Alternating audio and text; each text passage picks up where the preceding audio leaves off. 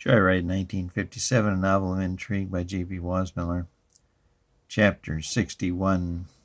By the next morning, all the usual or unusual suspects were at the Lewis and Clark Hotel in downtown Mandan, North Dakota, a town of 7,000 souls.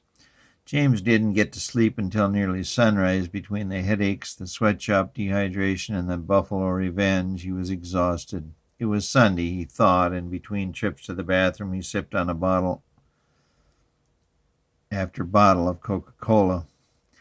The man in the black suit, the KGB agent, arose early. He was unable to find any listing for an Orthodox church, so went to St. Joseph's Catholic Church in Mandan for Mass at 10.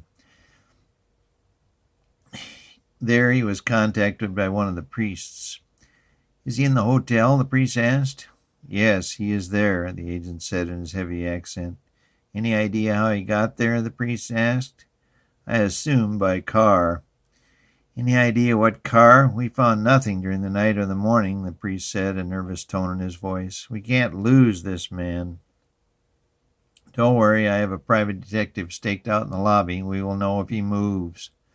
"Let me know when you have some intel," the priest said, handing him a card with his contact phone number. The KGB agent nodded and left the church. Veronica was on the phone to London most of the morning. Neither she nor her directors had a clue as to James' next move or where he had been the day before. "Veronica," the assistant director said, "I miss you. Maybe you should just come home. The majority think this James character is just leading you on a wild goose chase." "I'm tending to agree with you, but I'll stick it out a few more days. Maybe something will break. His next move should tell us the approximate whereabouts of his next destination."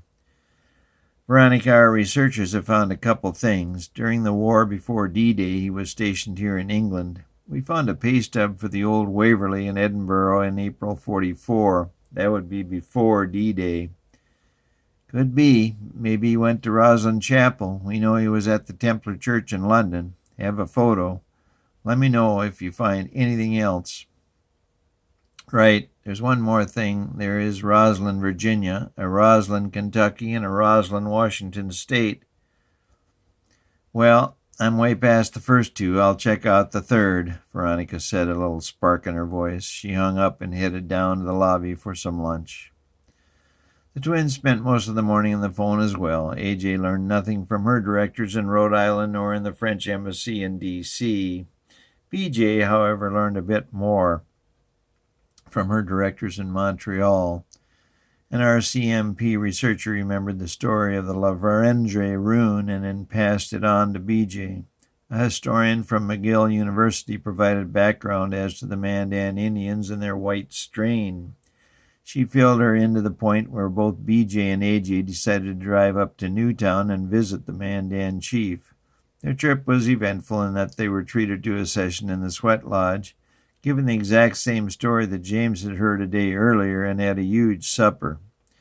Then they were entertained by the chief's twin sons. The four spent the night in unique bliss, not often experienced by any human. It was a night the four would never forget.